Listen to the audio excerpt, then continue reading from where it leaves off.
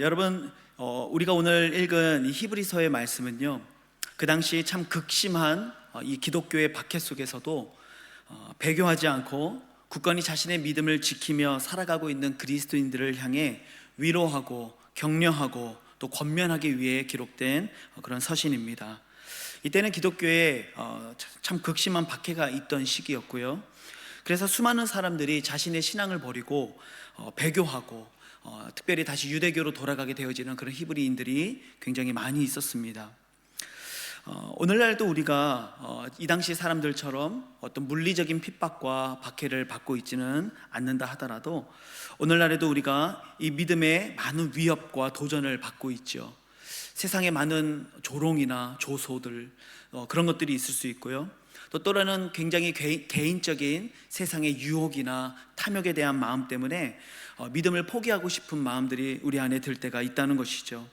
특별히 참 혼돈한 이러한 세상과 특별히 이러한 세상의 문화 속에서 우리의 가치, 우리의 신앙을 지키며 산다는 것이 굉장히 어려운 시대가 되어버렸다라는 것이죠.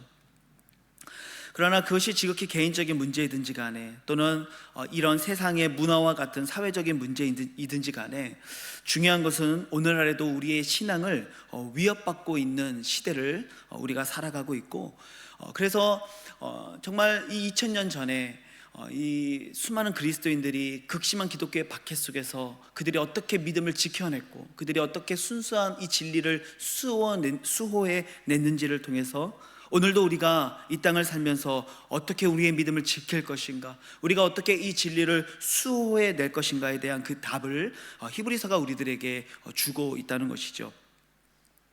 히브리서가 쓰여질 이 당시에도 참 이 극심한 박해나 이 유혹을 이기지 못한 채 믿음을 버리는 사람들이 참 많았던 것 같아요. 그래서 히브리서 4장 1절에 보면은 이렇게 말씀을 합니다. 그러므로 우리는 두려워할지니 그의 안식에 들어갈 약속이 남아있을지라도 너희 중에는 혹 이르지 못할 자가 있을까 함이라, 이렇게 말씀하죠. 이 약속을 받고 이 약속 가운데 있을지라도 끝까지 이 믿음을 지켜내지 못하고 그 약속에 이르지 못할 자가 있을지도 모르기 때문에 항상 두렵고 떨리는 마음을 우리가 가져야 된다라고 말하고 있는 것이죠.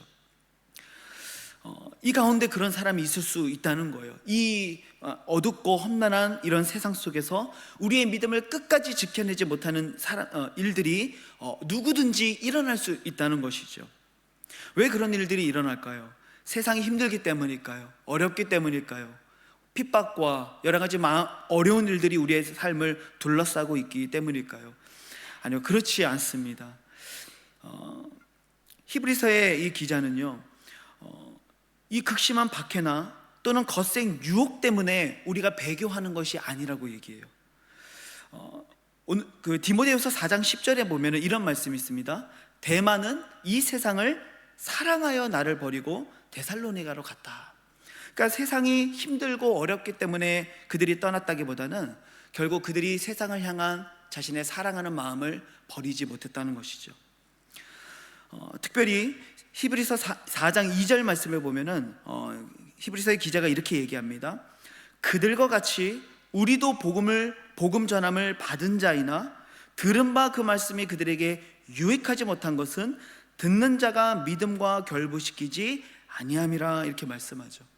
세상이 힘들고 어렵기 때문이 아니라 우리가 하나님의 말씀을 받을 때에, 그 말씀을 들을 때에 그 말씀을 믿음과 결부시키지 못했기 때문이라고 말하는 거죠. 믿음이 우리 안에서 말씀이 우리 안에서 믿음으로 싹트지 못한 것이죠. 하나님의 말씀으로 그 말씀을 받지 못한 것이죠. 이 사람들이 복음을 듣지 못한 사람들이 아닌 거예요. 오늘 본문 이 2절에서도 그들과 같이 우리도 복음 전함을 받은 자이나, 그러니까 그 사람들도 복음을 들었던 사람인 거죠. 이 복음 안에 들어왔던 사람들인 거죠. 그러나 그들이 하나님의 말씀을 들을 때 믿음과 결부시키지 아니했기 때문에 그들이 결국은 이 세상을 사랑하는 마음의 유혹, 때로는 외부로부터 다가오는 여러 가지 핍박들을 이겨내지 못하고 결국은 배교하게 되어지는 이런 안타까운 상황에 놓이게 되었다라는 것이죠. 여러분, 말씀을 들을 때에 믿음과 결부시키지 않았다라고 하는 말은요, 말씀을 믿음으로 수용하지 않았다라는 의미를 가지고 있겠죠. 또한 그 말씀을 내가 온전히 신뢰하지 못했다라는 것이고, 그 말씀을 따라 온전히 순종하지 못했다라는 것을 의미하는 거예요. 그러니까 우리가 오늘도 많은 말씀들을 듣고 수많은 예배를 드리고 심지어 유튜브에도 수많은 말씀들이 있지만, 단순히 우리가 말씀을 듣는 것에서 그치는 것이 아니라 그 말씀을 우리가 나의 믿음과 결부시키고 그 말씀을 믿음으로 수용하고 그 말씀을 신뢰해서 그 말씀을 따라 순종하며 살아갈 때, 우리가 이 세상의 거센 파도나 때로는 세상의 거센 유혹들을 이겨낼 수 있는 믿음의 열매들이 우리 안에 생길 수 있다는 것이죠. 우리는 늘 생각하기를 내 삶이 변화되지 않는 이유, 여전히 힘들고 어려운 이유가 나를 둘러싸고 있는 환경 때문에, 나를 둘러싸고 나를 힘들게 하는 사람들 때문에 라고 생각합니다. 하지만 우리가 기독교 역사적으로 볼 때도요, 참 극심한 박해 속에서도 지하 동굴로 피하여 살아가던 그 그리스도인들조차도요, 그들 가운데 큰 기쁨과 감사가 넘쳤다는 거예요.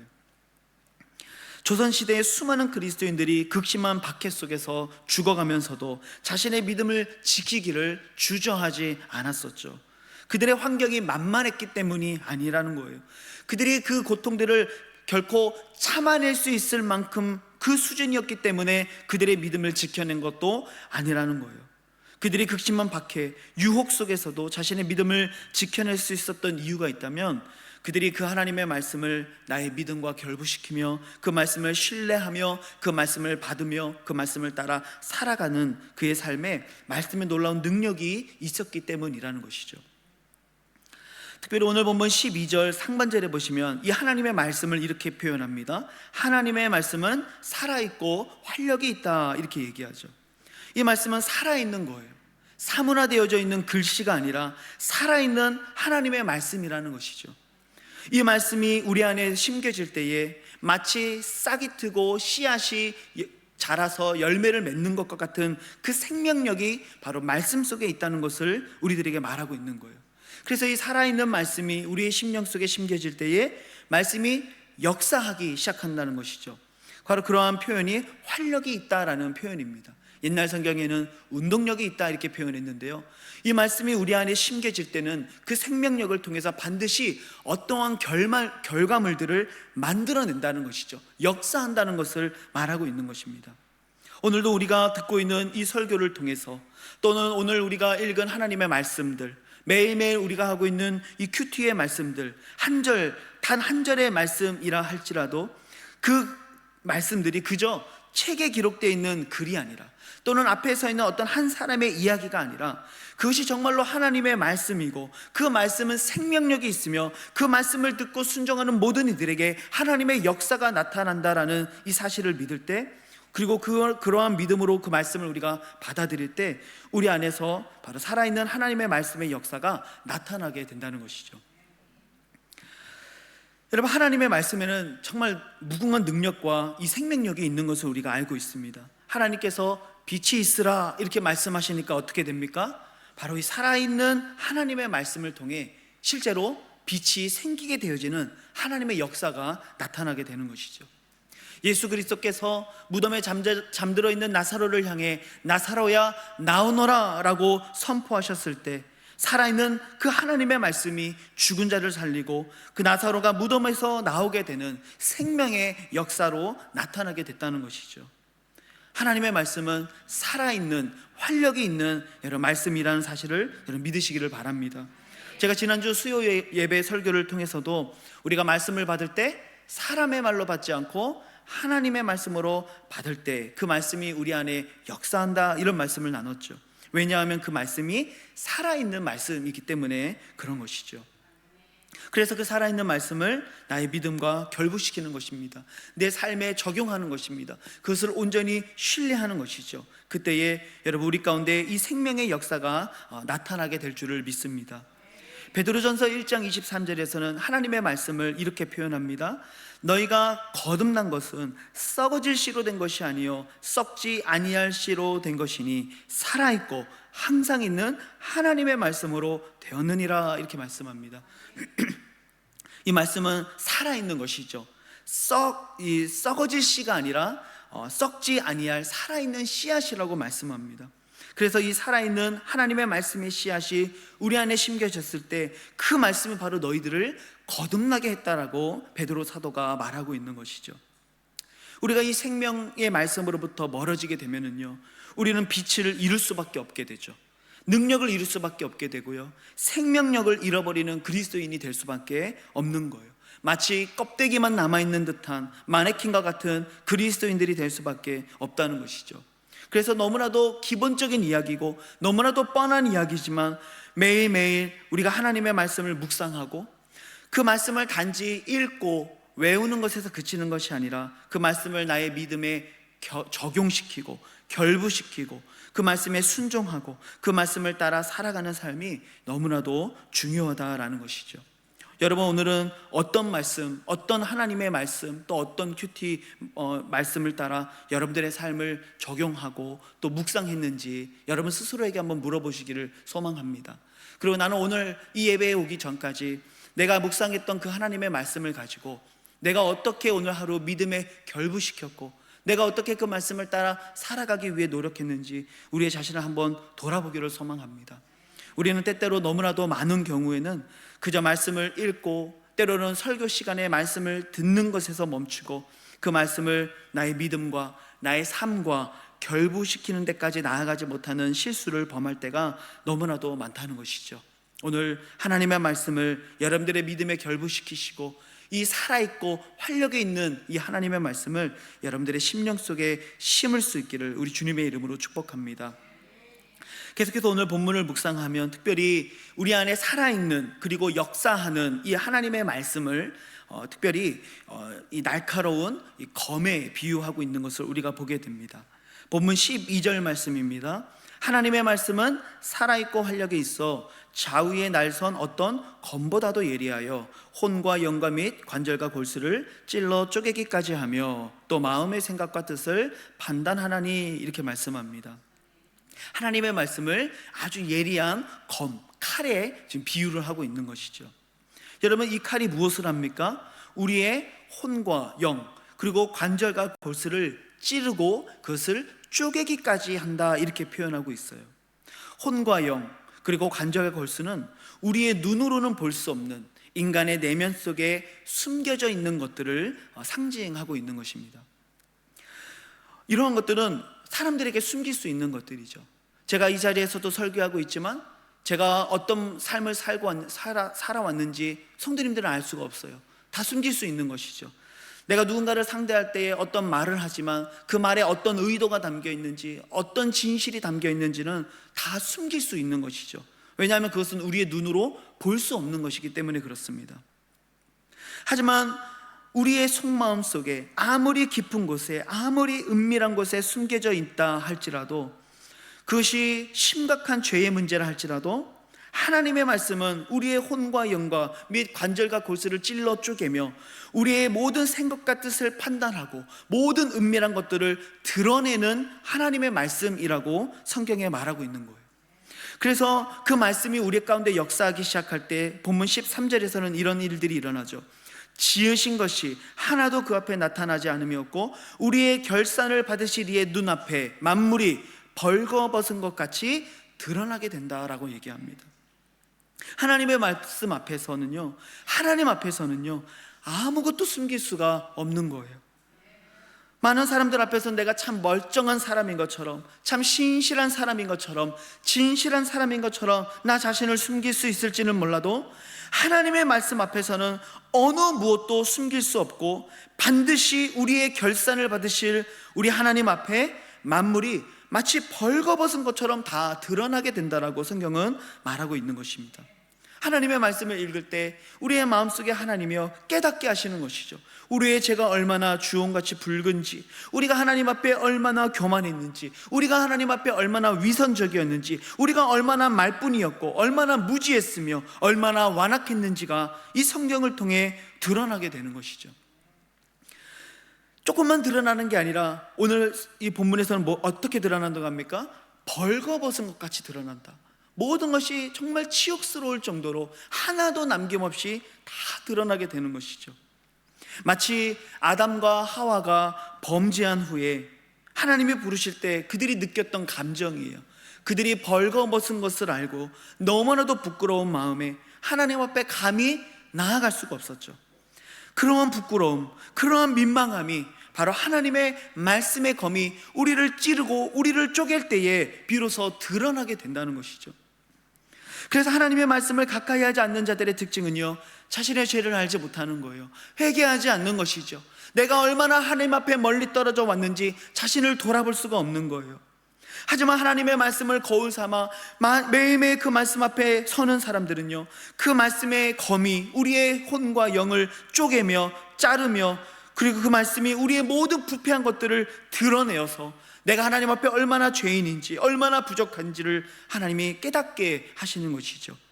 여러분, 이것이 바로 말씀이 가지고 있는 생명력이며 말씀의 역사하시는 힘이라는 사실입니다. 근데 여러분, 이 말씀의 진정한 역사는 여기에서 멈추는 게 아니에요. 말씀이 단지 넌 죄인이야, 넌 이러한 죄가 있어, 넌 이만큼 부족해 라는 것을 말하는 것에서 그치는 것이 아니라, 그것을 통해서 말씀이 궁극적으로 우리에게 역사하고 우리를 이끌어가는 힘이 있습니다. 그것이 무엇일까요? 바로 은혜 가운데로 우리의 눈을 돌리고 예수 그리스도께로 우리의 마음과 시선을 돌리게 만드는 것이죠. 왜요? 나는 부족하니까요. 나는 너무나도 연약하기 때문에 그렇습니다. 우리는 연약해요. 부족하죠. 실수합니다. 넘어집니다. 나의 의로운 행위로는 결코 이롭다함을 받을 육체가 없다라고 성경은 분명히 말씀하고 있죠. 칼빈은 인간의 전적 타락, 전적 무능력한 존재라고 이야기했습니다. 아무것도 할 수가 없다는 거예요. 하나님을 찾을 수도 없고 하나님을 깨달을 수도 없다라고 이야기하죠. 그것이 우리의 무지함이고 무능력함이라는 것이죠. 여러분, 이것을 바로 말씀을 통해 깨닫는 거예요. 아, 나는 아무것도 아니로구나. 내가 조금 의롭다라고 생각했는데 내가 하나님 앞에 내세울 수 있는 공로가 정말 아무것도 없구나. 내가 잘하고 있다고 생각했는데 하나님 앞에 나는 너무나도 멀리 떨어져 있었구나. 근데 그때에 이 말씀의 생명력이, 이 말씀의 활력 있는 그 운동력이 우리를 어디로 이끌어 간다고요? 십자가로, 은혜 가운데로 우리의 삶을 이끌어 가시는 것이죠. 나는 아니지만 하나님이 보여주신 새로운 그 산길, 바로 예수 그리스도의 십자가의 길을 바라보게 하시고 그 은혜를 바라볼 수 있는 믿음의 눈을 우리들에게 뜨게 하신다는 것이죠. 여러분, 이것이 바로 말씀의 능력이고 말씀의 역사라는 것입니다. 그 하나님의 말씀을 가지고요, 그래서 철저하게 하나님 앞에 회개하는 것이죠. 하나님, 나는 이런 죄인입니다. 하나님, 나는 이러한 연약한 죄인입니다. 내 삶을 돌이키기를 원합니다.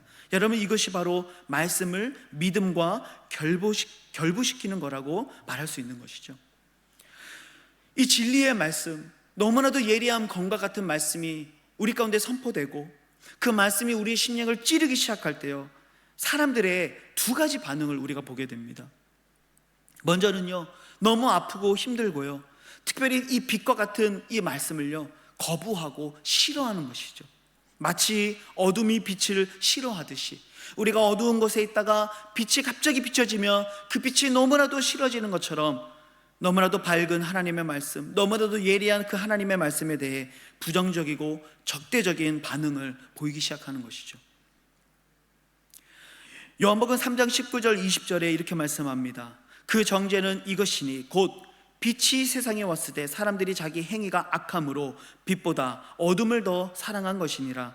악을 행하는 자마다 빛을 미워하여 빛으로 오지 아니하나니 이는 그 행위가 드러날까 함이요. 이렇게 얘기해요.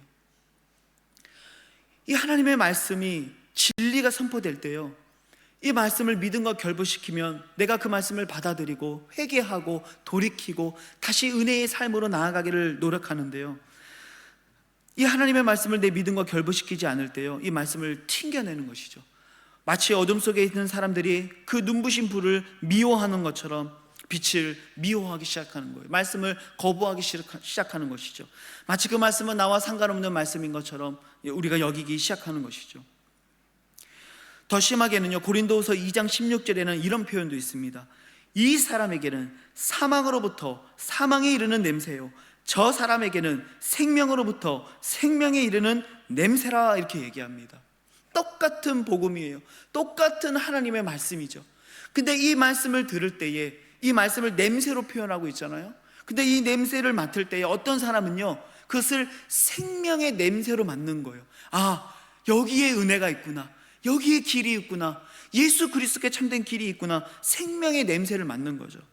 하지만 반면에 죄인들은 어떻습니까? 이 냄새를 통해서 이 말씀이 자신들을 정죄하기 시작할 때, 말씀의 예리한 검이 자신을 찌르기 시작할 때요, 그 말씀이 선포되어지는 그 죄악, 저주에 대한 그 말씀을 들으며 사망의 냄새를 맡는 거죠.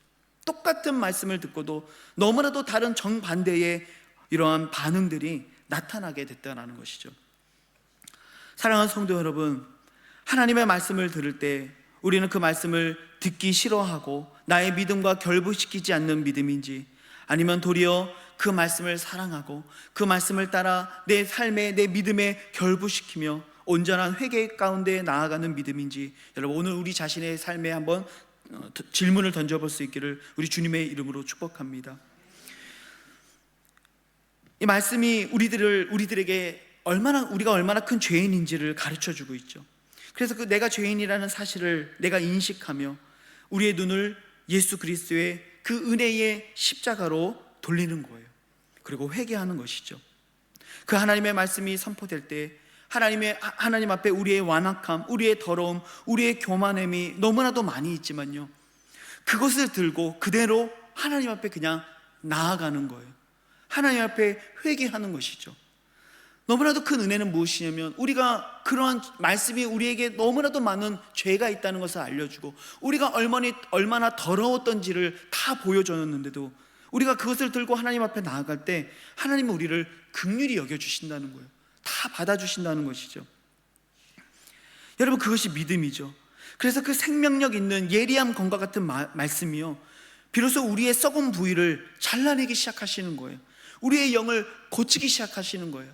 마치 의사가 메스를 통해 환자를 고치듯이 하나님의 말씀의 그 검을 가지고 우리를 새롭게 하시고 우리를 영적 질병에서부터 고쳐주시는 은혜를 베풀어 주시기 시작하는 것이죠. 그래서 하나님의 말씀의 검은 죽이는 검이 아니라 바로 살아있는 말씀이요, 살리는 검이라는 사실을 우리가 깨닫기 시작하는 것입니다. 사랑하는 성도 여러분, 오늘 본문 15절 16절에 이런 말씀을 우리들에게 합니다. 우리에게 있는 대제사장은 예수 그리스도시죠. 우리의 연약함을 동정하지 못하실 이가 아니요 모든 일에 우리와 똑같이 시험을 받으신 이로되 죄는 없으시니라. 그러므로 우리는 긍휼하심을 받고 때를 따라 돕는 은혜를 얻기 위하여 은혜의 보좌 앞에 담대히 나아갈 것이니라. 이 하나님의 말씀이 우리가 얼마나 하나님 앞에 추억한 삶을 살아왔는지, 우리의 혼과 영과 관절과 골수를 찔러 쪼개며 마치 벌거벗은 것 같이 모든 것을 드러내어서 감히 하나님 앞에 이 모습 그대로 나아갈 수 없을 것만 같은 너무나도 많은 더러움을 안고 있지만요, 나아가라는 것이죠. 왜요? 우리에게 있는 그 대제사장은요, 우리의 연약함을 동정하지 못하실 분이 아니라는 것이죠. 다 아신다는 거예요. 왜요? 그분도 우리와 똑같이 시험을 당하셨기 때문에, 우리가 무엇 때문에 아파하고 무엇 때문에 힘들어하며 무엇 때문에 넘어지는지 하나님은 다 알고 계신다는 것이죠. 그래서 하나님 앞에 그 죄를 들고 나아가기만 하면 하나님은 우리를 긍휼히 여겨주시고 때를 따라 돕는 은혜로, 그 은혜의 보좌로부터 은혜의 강물을 우리들에게 흘려 보내주신다는 것이죠.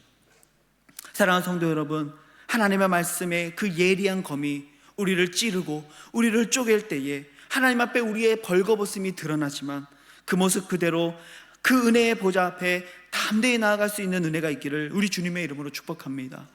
참 마음 아픈 것은요, 많은 성도들이 이 죄사함의 은총을, 이 완전한 자유함을 누리지 못하고 살아가는 영혼들이 너무나도 많다는 거죠. 자유하지 못한 거예요. 죄책감에 늘 시달리고 있는 것이죠. 자신이 하나님 앞에 얼마나 소중하고 얼마나 사랑받고 있는 존재인지를 알지 못하는 거예요. 하나님이 나를 바라보실 때 나에게서 그 어떤 죄도 찾을 수 없는, 이제는 하나님의 의로웠다함을 얻은 자라는 사실을 깨닫지 못하는 거예요. 그래서 늘 절망하죠. 좌절하죠. 죄책감에 쓰러지고 넘어집니다. 하나님 앞에 너무나도 안타까운 모습으로 살아가는 것이죠. 하지만 오늘 이 말씀을 여러분의 믿음에 결부시키는 은혜가 있기를 소망합니다. 그래서 우리 안에 하나님의 말씀이 우리에게 얼마나 많은 죄가 있는지 보여준다 하더라도 그 죄를 가지고 있는 모습 그대로 은혜의 보좌 앞에 나아가 우리를 용납해 주시는 그 주님의 따뜻한 품을 매일매일 경험함으로써 이 힘들고 어려운 세상 속에서 믿음을 굳게 지킬 수 있는 사랑하는 여러분들이 되시기를 우리 주님의 이름으로 축복합니다. 여러분, 오늘 하나님의 말씀을 들을 때 오늘 그 말씀의 검이 오늘 나의 어떤 마음의 어떤 부분을 찔렀는지 여러분 한번 돌이켜 보시길 바랍니다. 어떤 사람들은 순종하지 못하는 내 순종의 삶에 찔림을 받는 사람들이 있을 수 있겠죠. 용서하지 못한 것에 대한 찔림이 있을 수 있습니다. 하나님 앞에 지었던 습관적인 죄에 대한 찔림이 있을 수도 있겠죠. 어떤 찔림 또 어떤 울림이 있었던지 간에 오늘 그 말씀을 여러분들의 믿음과 결부시키시며 회개하시며 그 은혜의 보좌 앞에 담대히 나아갈 수 있기를 소망합니다. 여러분, 이 말씀의 검은요, 다른 사람을 찌르는 검이 되어서는 안 되는 거죠. 누구를 찔러야 돼요? 나를 찌르는 검이 되어서 오늘 나의 삶이 하나님 앞에 새로워지고 하나님 주시는 힘과 용기를 얻으며 참 순종의 삶으로 나아갈 수 있기를 우리 주님의 이름으로 축복합니다. 오늘 말씀 기억하며 우리 같이 한번 기도하길 원합니다. 나는 하나님 그 말씀을 들을 때 그 말씀을 얼마나 나의 믿음과 결부시키고 있었는지, 내 삶에 얼마나 많이 적용하고 있었는지 우리의 삶을 돌아보기를 소망합니다. 그 말씀이 때로는 나를 찌르고 나를 쪼갤 때에 나는 하나님 앞에 얼마나 회개하고 있었는지 여러분, 우리의 삶을 한번 돌아보기를 소망합니다. 하나님 앞에 이 시간 회개하며 기도할 때 주님 말씀으로 나를 찌르실 때, 나를 쪼개실 때 하나님 그것을 부정하거나 단지 절망과 낭만 가운데 넘어져 있는 그런 어리석은 인생이 아니라 내 모습 그대로 그 은혜의 보좌 앞에 담대히 나아가 용서함을 얻으며 자유함을 얻으며 그리하여 참 유혹 많고 험난한 이 세상 속에서도 나의 믿음을 또 하나님의 진리를 굳게 지켜낼 수 있는 하나님 내가 되게 해주시옵소서. 오늘 말씀을 기억하면서 우리 회개하며 결단하며 우리 함께 기도했으면 좋겠습니다. 기도하시겠습니다. 하나님